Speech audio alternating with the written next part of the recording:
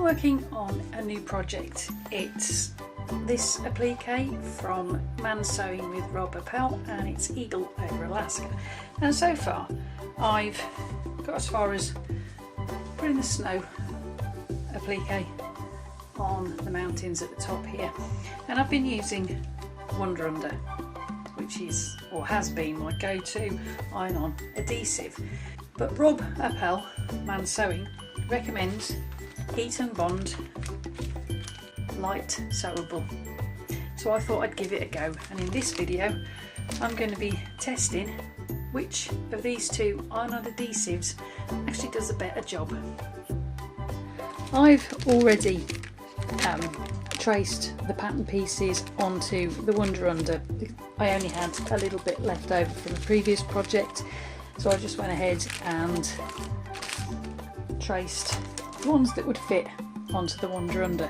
And you'll notice that the Wonder Under it's actually quite thin, quite flimsy, and the backing fabric, or the adhesive should I say, is actually already starting to peel off the pieces.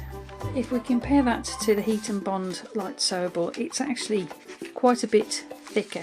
The Wonder Under is pretty much a tracing paper kind of texture, whereas it's almost like a light paper texture, and its backing paper is secured to the adhesive on the other side. Well, let's see how the pieces actually stick to the fabric.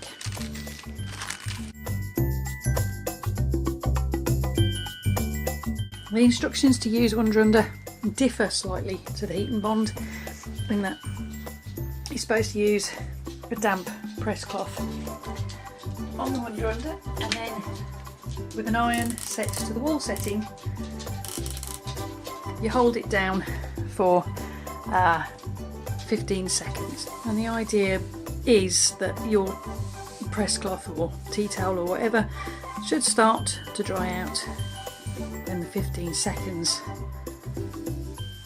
has been reached.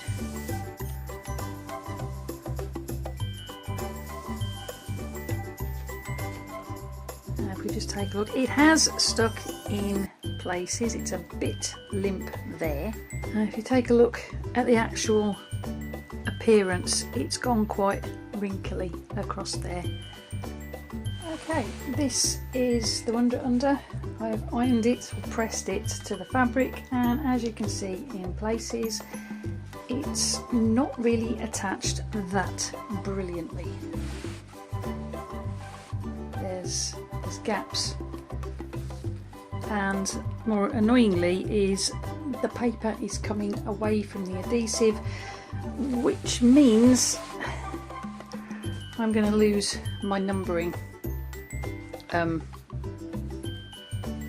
If this comes off before I've managed to cut the pieces out, I'm not going to know which bit goes where, because the numbers are on the backing paper. It's also a little bit annoying having to re-dampen the cloth for each section, and what you end up with is, like here, soggy fabric. In contrast, the Heat and Bond doesn't need a pressing cloth, but you do still need your iron setter and medium heat setting.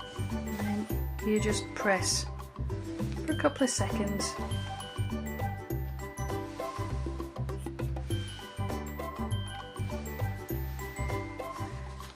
That's pretty well stuck down all the way around. It's actually still quite warm, actually, it's burning my fingers. So there's nothing lifting up anywhere on that one, which contrasts with the Wonder Under quite dramatically, really.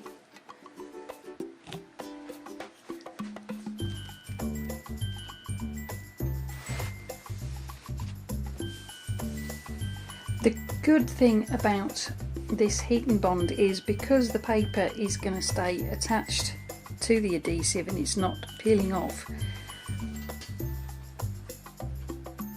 my markings will be intact when I cut the fabric.